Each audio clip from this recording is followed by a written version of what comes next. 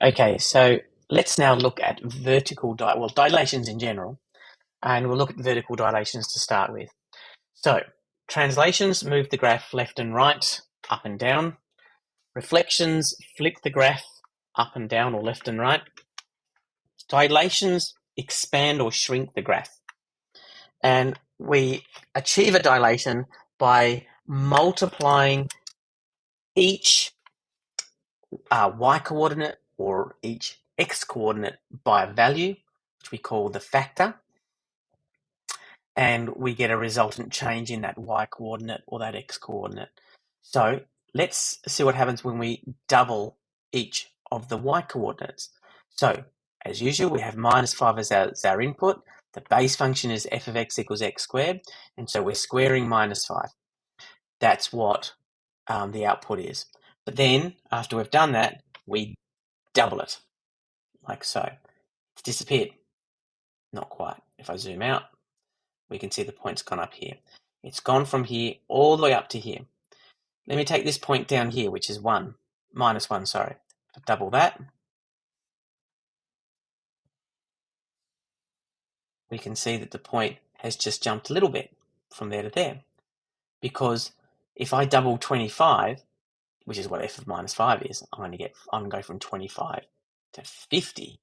But if I double -1 squared, which is 1, I'm going to go from 1 to 2. So it's a little jump.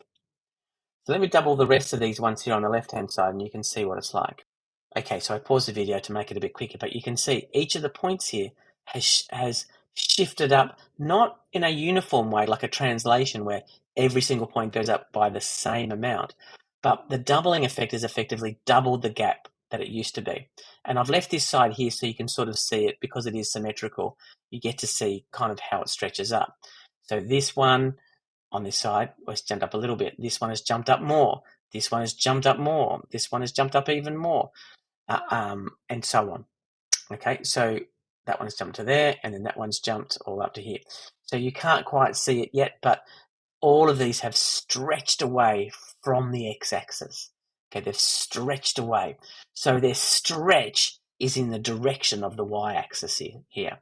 It's stretched parallel to the y-axis. Let me do some more on this side.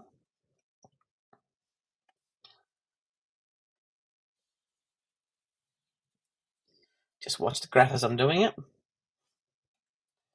Every point there is now jumping up to be in the other place. I don't really need the times in there. I just realised that's why it's doing it before I put the times in. So there you go. It kind of looks like it's got skinnier, and there's a reason for that as well.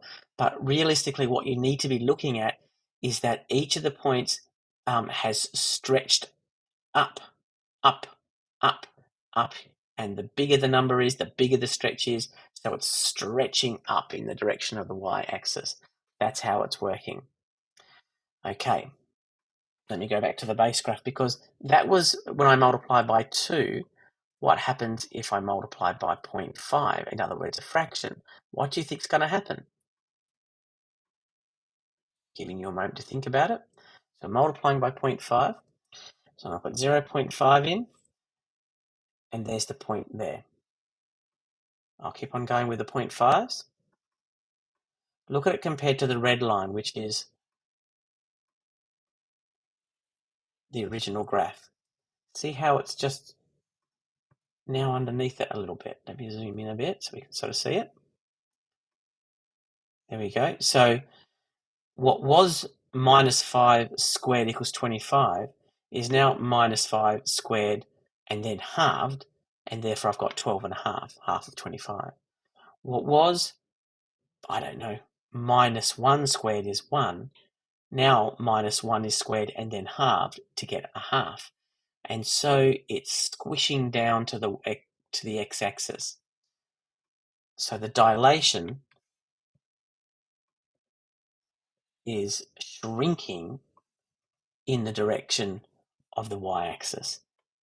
Going towards the x-axis, it's shrinking down. It's all squished down like so. So that is a vertical dilation. If the number is bigger than 1, then it will stretch in the direction of the y-axis. If it's less than 1, but bigger than 0, in other words, a fraction, it will compress or shrink towards the x-axis in the direction of the y-axis. If it's negative, then we don't consider that a dilation, because remember, negatives are simply reflections. Okay, so although I can multiply by negative 0.5, effectively all that does is it does two transformations at once. It dilates in the direction of the y-axis, and it reflects about the x-axis. Okay, and just to do what we normally do, if I go y is equal to 0.5x, so sorry, wrong place there. I'll try that again. 0.5 multiplied by f of x follows through those dots there. And f of x, of course, the base graph is just x squared, and so it's 0.5 multiplied by x squared. Turn that on, and it's through the blue lines. So here is our transformed new function, y equals 0.5x squared. It is a transformation of x squared, dilation by a factor of a half in the direction of the y-axis. It's squished down. I'll write that up formally for you later. Okay, let's get that back to normal, and we'll have a look at the horizontal dilation. Because just like with the translations, the horizontal dilation does something a little bit different. So oops, wrong one. Let's try that again. Horizontal dilation, let's start off with our basic function here, where we've got -5 as the input and f of -5 is the output. That's -525, -416, etc. There are our dots there. But this time we're going to transform the inputs. So I'll start off with 2 multiplied by. Have a think about what you think it's going to do. If multiplying by the outputs by 2 stretched it in the direction of the y-axis, what is multiplying the x's going to do? Okay, let's see if what you think is going to happen happens. 2 multiplied by. That dot there means multiplied by. What's happened to that dot? It's definitely moved across this way. It hasn't changed the y-coordinate as you would expect, because we haven't changed the y-coordinate here. 2 multiplied by, 2 multiplied by, and so on. Okay, I just paused the video and filled in a few more so that we can see it. So we can see now that it's stretching away from the y-axis, which is what we would expect with a multiplication of 2. Stretching, and I've got these 2 more points to do. So there's one, it's pushed it over that way, and there's another one there. So it's stretching away from the y-axis. We say it is a dilation in the direction of the x-axis. A dilation in the direction of the x-axis.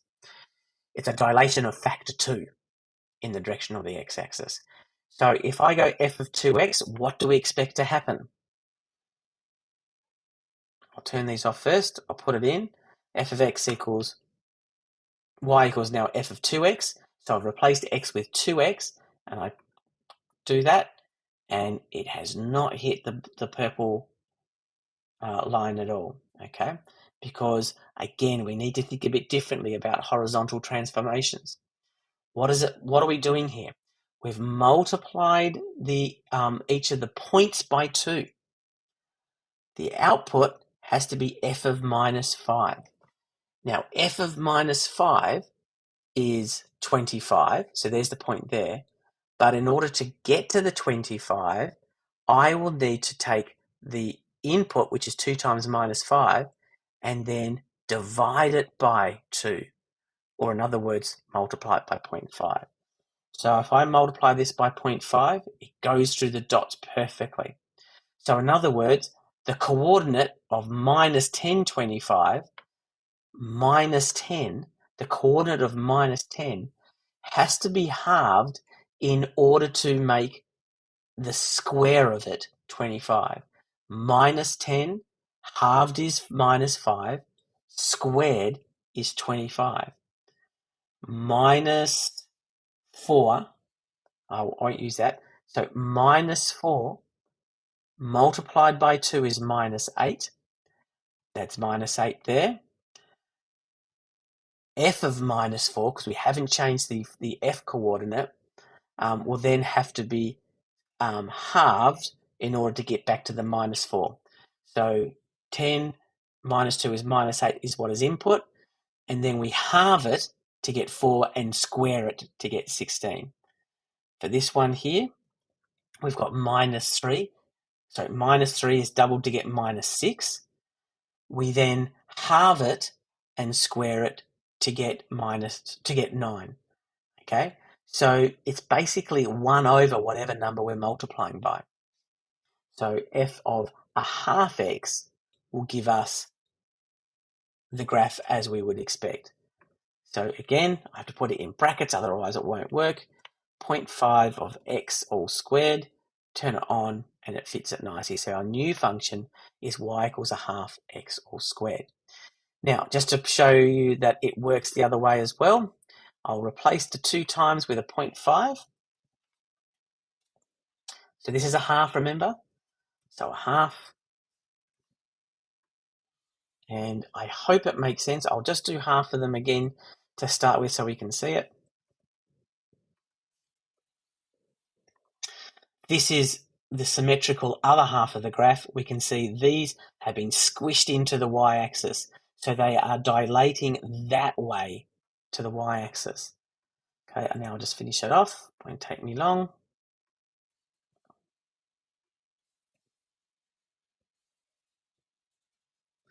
And we can say it's a much thinner graph. It has been dilated towards the y-axis, not translated, because each of the dilations was different depending on how big or small it was.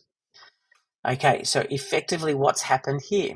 I'll pick a whole, like a number divisible by 2 to make it easier. A half multiplied by -4 is -2. So at -4 here, we've got, when -4 is input, here it's going to, for the coordinate -2, it has to act like f of -4. For the coordinate -2, it has to act like that. How do we get the coordinate to act like that? Well, we would have to double the input. So a half times -4 is the coordinate, but the rule is going to have to be take that coordinate and double it in order to get the output of f of -4, okay, which is 16. So we've got an input of -4, and the output is, as you can see here, 16. Okay, and I could do the same thing for anything else. I'll just do it one more time here. A half times -2 is -1. Okay, so the coordinate is -1. The input, so to work out the y coordinate, it has to act like f of -2. It acts like f of -2 if we double this value here. So the rule is going to be take the x coordinate, double it, and then that'll give us effectively f of -2. Okay, f of -2 is 4. So we've got when -2 is input, 1, 2, we get, I'm losing it there, -2 is there, sorry, we're getting -4, +4, sorry, there. So the rule is f of 2x, or f of x equals 2x squared. Okay, I'll turn that on. You can see it goes through the lines there, and it goes through the lines there. So we can see effectively the factor that affects the x coordinates is going to be 1 over whatever the rule looks like. Okay, so if it's 2 here, it's going to be a half. If it's a half here, it's going to be 2. So it's going to be 1 over. So let's write that as formal notes, and that will do us for this video. So, dilations. F of x has been transformed by multiplying it by a. So a f of x is the new function. What does it mean? It means it's dilated by a factor of a in the direction of the y-axis. It's stretching away from the x-axis. It's stretching in the same direction as the y-axis.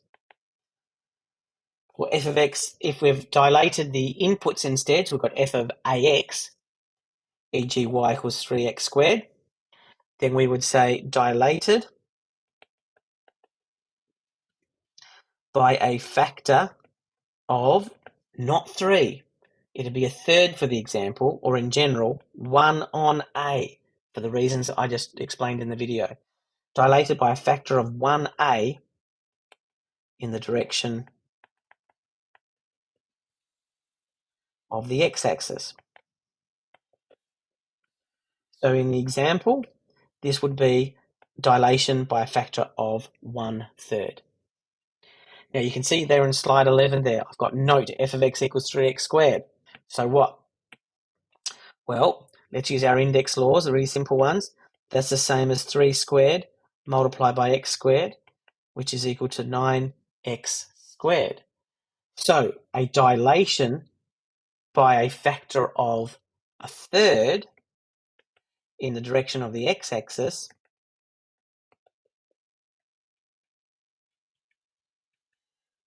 is the same as a dilation by a factor of 9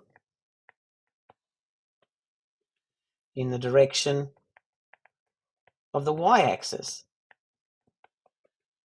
So hence we can see that the same transformation, or the same function effectively, can be described in 2 different ways.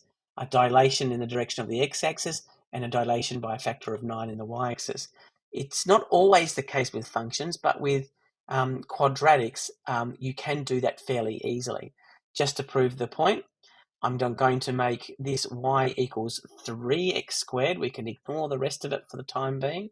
I'll turn everything else off. We've got a y is equal to 3x squared there. And then if I write in y is equal to 9 multiplied by x squared, we can see, not very clearly because it didn't change colors on me, we can see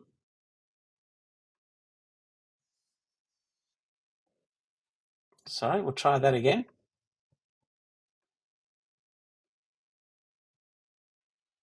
We can see that as I turn it off and on, it is exactly the same graph. These two are equivalent, which kind of makes sense. Okay, I'll leave that video here. In another video, I'll go through some examples that are similar to the textbook.